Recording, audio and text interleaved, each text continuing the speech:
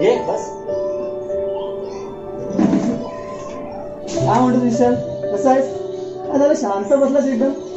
अरे थोडा विचार करतोय. विचार? कसला विचार?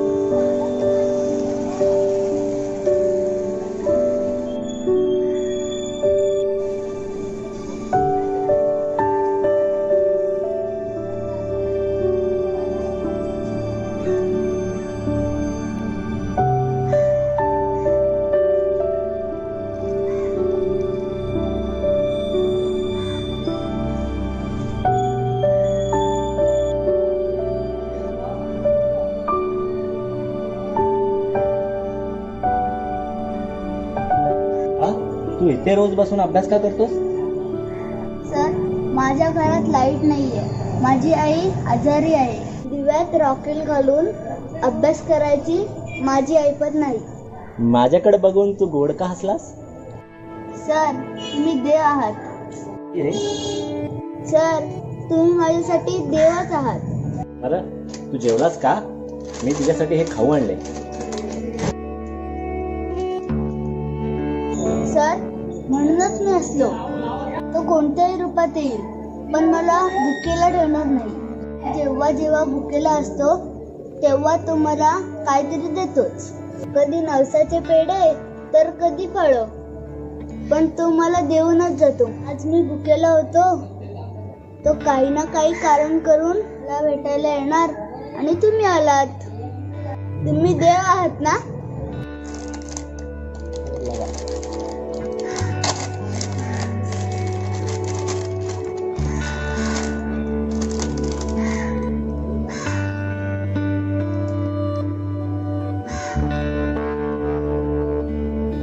सर, तुम्ही पण घ्या. नको, तू खा. मी जेवण आलोय.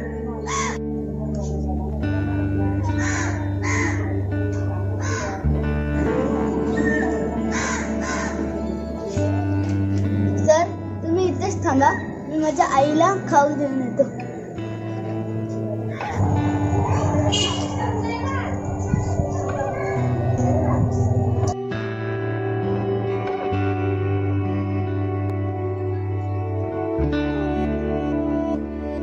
सर, माझी आई सांगते, ज्या देवानी आपल्या पोटाची खळगी भरली त्या देवाच्या पायावर फुलं हवी.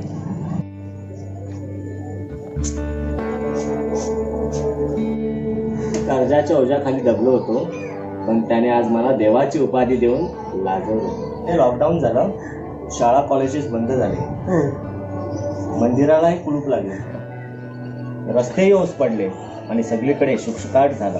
आणि अशीच मला त्या मुलाची आठवण झाली. मी त्याला बघण्यासाठी तिथे गेलो, पण तो तिथे नव्हताच.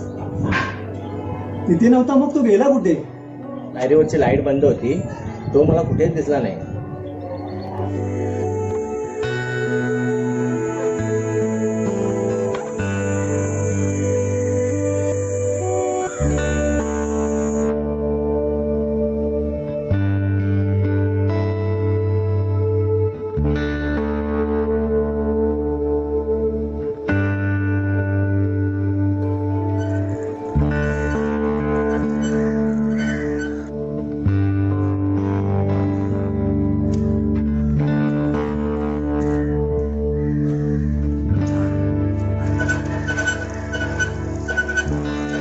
बाळा, इकडे.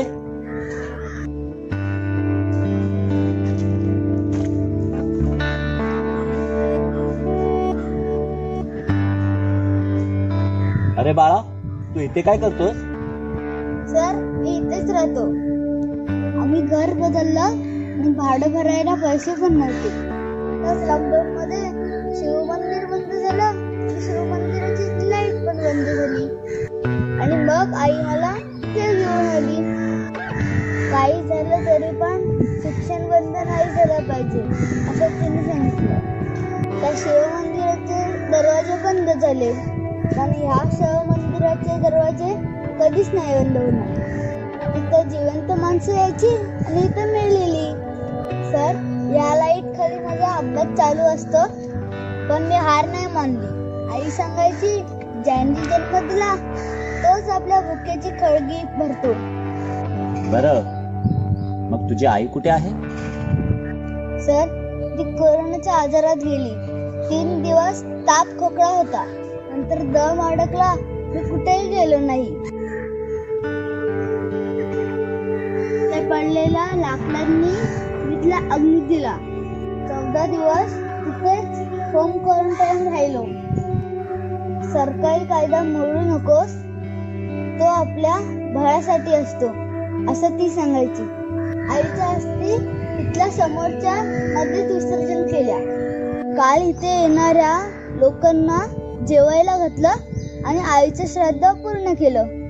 तर मी हरलो नाही पण दुःख एवढंच आहे, मी पास झालो हे बघायला आई या जगातच नाहीये.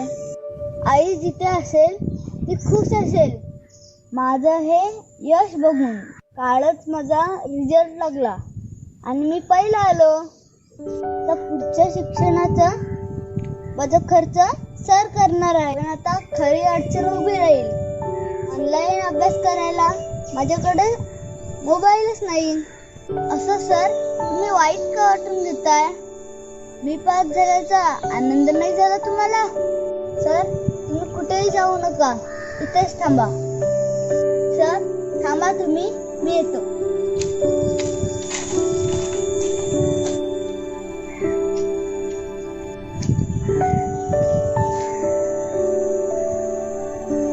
सर, सर, तोंड गोड करा.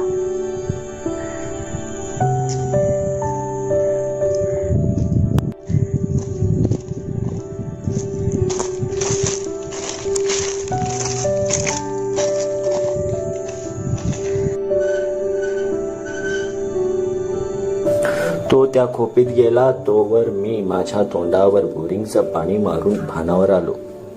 भरलेले डोळे लपवण्यासाठी तोंडही धुतलं.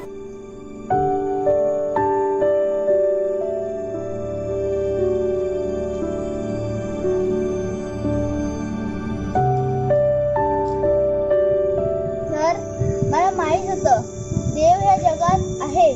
या माझ्या आनंदात तो पाठ ठोकायला नक्की येणार. हा मोबाईल ठेव तुला आणि याने ऑनलाईन अभ्यास कर. दर महिन्याला मी रिचार्ज मारेन. चल येतो मी, खूप अभ्यास कर.